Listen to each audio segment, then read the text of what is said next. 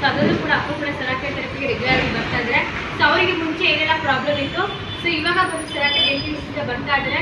So ಏನೆಲ್ಲ ಗುಣ ಆಗಿದೆ ಅಂತ ಅಪ್ಪ ಮಾತಾಡ್ತಾರೆ, ಕೇಳಿಸ್ಕೊಳ್ಳೋಣ. ಜೋರಾಗಿ ಚಪ್ಪಾಳೆ ಕೊಡಿ.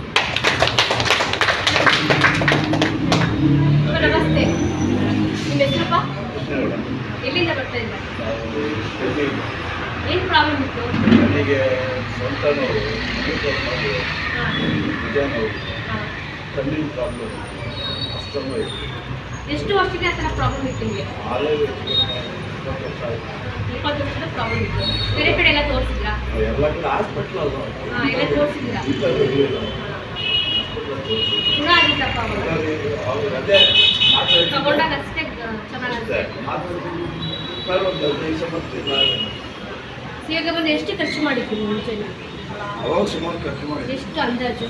ನಾವು ಇದ್ದಾಗ ಹೋಗೋದು ಟ್ರೀಟ್ಮೆಂಟ್ ತಗೊಳ್ತಾನೆ ಇದ್ರಿ, ಬಟ್ ಗುಣ ಆಗ್ತಾ ಇರಲಿಲ್ಲ.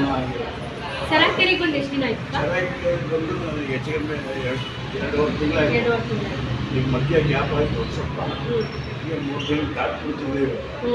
ಫಸ್ಟ್ನೇ ದಿವಸ ನಾನು ಇಲ್ಲಿ ಕೊಡ್ಬೇಕಾದ್ರೆ ಆ ಮೆಟ್ಲು ಹತ್ತಿ ಬರೋಕ್ಕೆ ಶಕ್ತಿ ಇಲ್ಲ. ಇಷ್ಟು ಮಕ್ಕಳು ಇಲ್ಲ ನನಗೆ. ಈ ಮಕ್ಕಳು ನನಗೆ ಭಾರಿ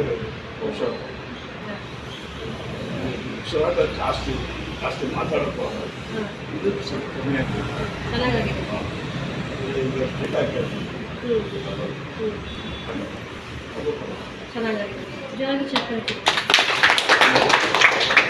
ಸ್ವಂತ ಮಂಡಿ ಎಲ್ಲ